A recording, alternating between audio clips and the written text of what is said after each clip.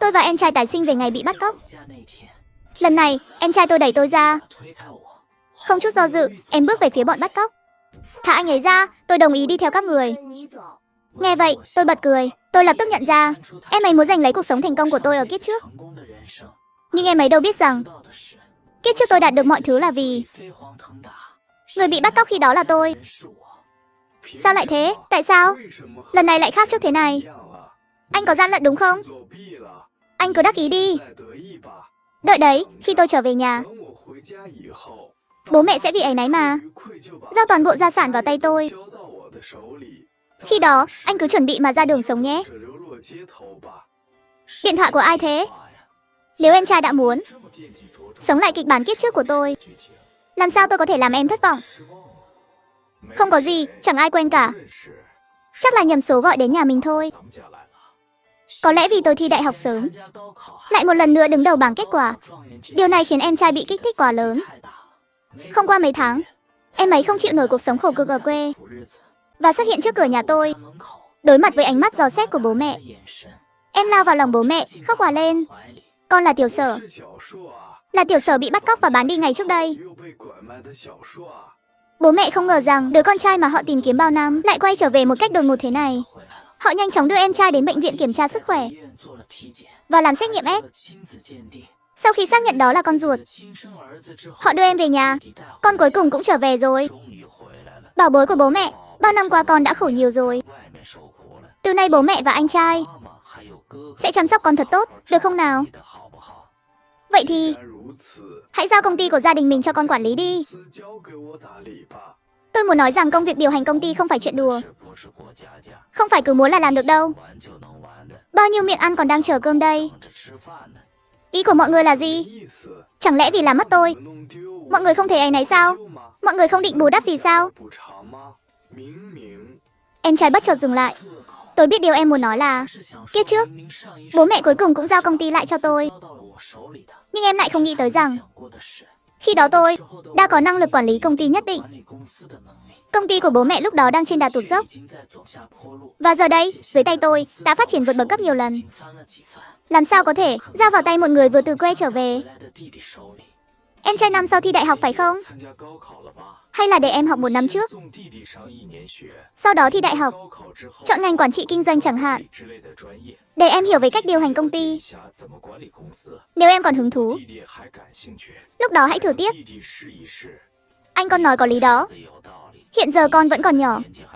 Nhiệm vụ chính là học hành. Thi đại học xong, nếu con có năng lực, bố mẹ sẽ không để con bị thiệt thòi đâu. Được thôi, mọi người cứ chờ đi. Đời này tôi sinh ra là để làm thủ khoa đại học.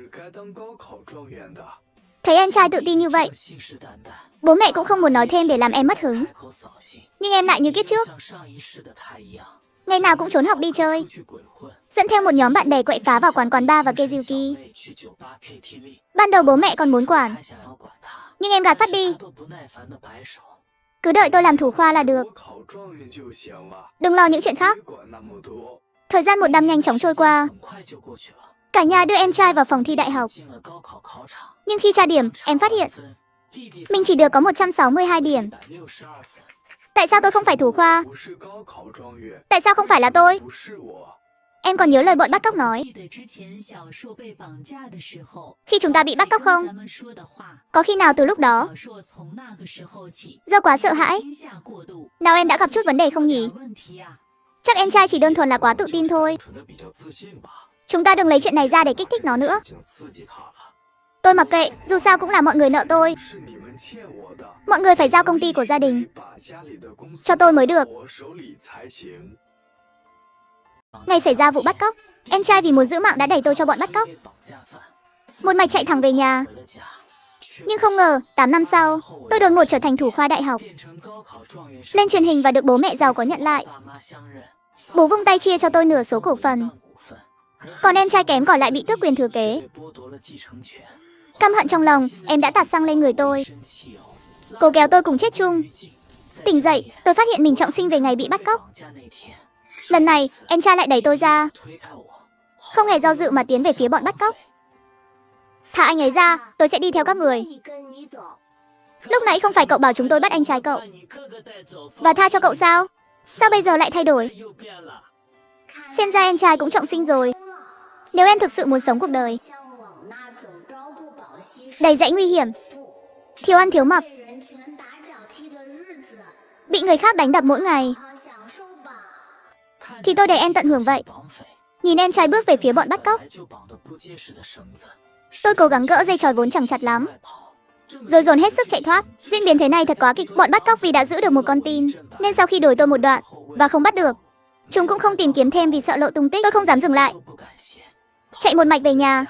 Lúc này, bố mẹ đã nhận được cuộc gọi đòi tiền chuộc từ bọn bắt cóc. 8 triệu nhân dân tệ tiền mặt, một xu cũng không được thiếu. Nếu không, các người sẽ không bao giờ gặp lại con trai mình. Em trai, em hãy nói với bố mẹ vài câu đi. Không ai được phép cứu con sẽ trở thành thủ khoa. Nếu bố mẹ trả tiền chuộc, thì coi như hủy hoại tương lai rạng rỡ của con.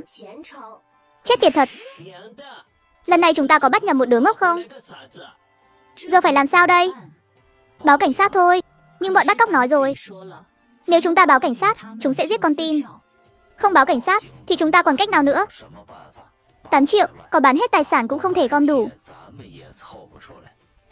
Lúc này, việc kinh doanh của gia đình vừa khởi sắc, nhưng vẫn chưa đủ quy mô để có được số tiền 8 triệu. Bọn bắt cóc chỉ thấy cậu của tôi tiêu tiền hoang phí, nên đã ước lượng sai khả năng tài chính của gia đình tôi. Giống như kiếp trước, sau khi bố mẹ báo cảnh sát, bọn bắt cóc đều bị bắt giữ. Nhưng em trai tôi đã bị bán đi. Đối mặt với sự phẫn nộ của bố mẹ, bọn bắt cóc trông đầy khó hiểu. Chúng tôi cũng không còn cách nào khác. Con trai của ông bà giống như một đứa ngốc vậy. Nó cứ ép chúng tôi nhanh chóng bán nó đi, nếu không nó sẽ tự tử. Bố mẹ tôi tìm người khắp nơi, thậm chí nhờ cả những thầy bói giang hồ mấy lần, nhưng vẫn không tìm được tung tích của em trai. Cuối cùng, họ cũng đành chấp nhận số phận. May mà còn có Tiểu Phong ở bên, cũng coi như là có chỗ nương tựa. Tìm được em trai hay không, giờ chỉ dựa vào duyên số. Thế là tôi trở thành đứa con duy nhất trong gia đình này. Tôi chưa từng nghĩ rằng hóa ra cuộc sống bên cạnh bố mẹ lại tốt đẹp như vậy. Tôi không cần phải vì một miếng ăn mà không lưng xin xỏ ái. Người giúp việc được thuê về sẽ chuẩn bị 3 bữa ăn thịnh soạn mỗi ngày và bày sẵn trên bàn. Tôi cũng không cần phải vất vả khắp nơi, chỉ để có vài đồng tiền học phí. Chỉ cần tôi mở miệng là có ngay tiền đi học thêm. Bố mẹ đều không chút do dự mà rút tiền ủng hộ hết mình. Tôi vốn dĩ đã có ký ức của kiếp trước, nên những kiến thức trong sách giáo khoa hiện tại đối với tôi chẳng khác gì trò trẻ con. Vì vậy, tôi liên tục vượt cấp, trở thành thần đồng nổi tiếng của thành phố. Năm tôi 14 tuổi, tôi bắt đầu vào công ty của bố, tập làm quen với việc xử lý các công việc của công ty. Nhờ kinh nghiệm từ kiếp trước, tôi nhanh chóng ký được vài hợp đồng lớn, kiếm được một khoản lợi nhuận khổng lồ. Năm 16 tuổi, tôi tham gia kỳ thi đại học, và không ngoài dự đoán, tôi lại trở thành thủ khoa. Lúc này, một cuộc gọi đến nhà tôi. Sao lại như vậy? Khác hẳn so với trước đây. Cậu có phải đã gian lận không?